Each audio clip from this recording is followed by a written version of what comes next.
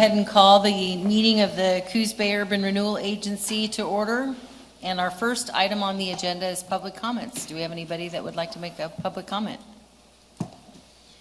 All right, then we will move on to the next item, which is our consent calendar. And how does the agency wish to proceed? I'll make a motion to accept the consent calendar. Second. All right, we have a motion to approve the consent calendar and a second. Any discussion? All those in favor say aye. Aye. All those opposed? Motion carries.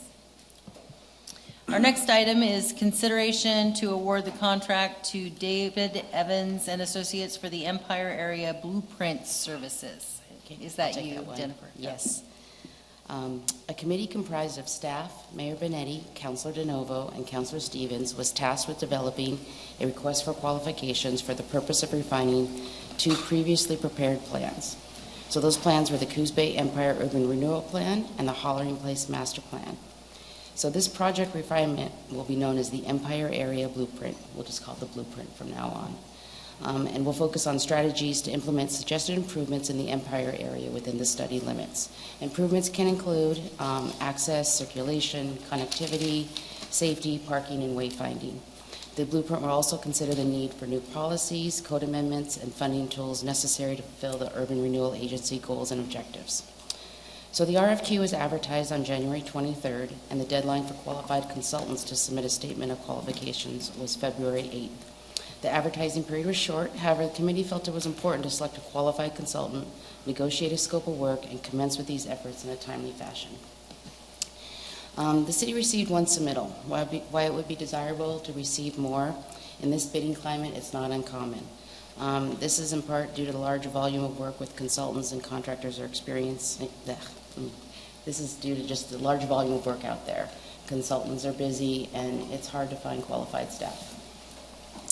So however, SOQ did receive one, and that was from David Evans and Associates, who the city has had success with in the past, and they were responsible for the Front Street Blueprint efforts. The committee reviewed DEA's SOQ and determined it met all the requirements. Because of the familiarity with DEA and DEA's past success on city projects, the committee waived the interview process. By waiving the process, and should the agency approve the award to DEA, it will allow the project to commence sooner than originally scheduled. A budget of $200,000, which includes a $40,000 contingency, has been reserved from agency funds. Should the agency agree with the committee's recommendation, staff will work with DEA to develop a scope and fee. So it's anticipated that the blueprint efforts will take 12 months to complete. So the funds for this project will come from the Empire Capital Funds, Fund 58, specifically the contractual line item. So, if it pleases the agency, award the Empire Area Blueprint Project to David Evans and Associates for an amount not to exceed $200,000, which includes a $40,000 contingency. All right. Anything, Sarah, that you have to add, or Mayor Benetti? Councilor Stevens?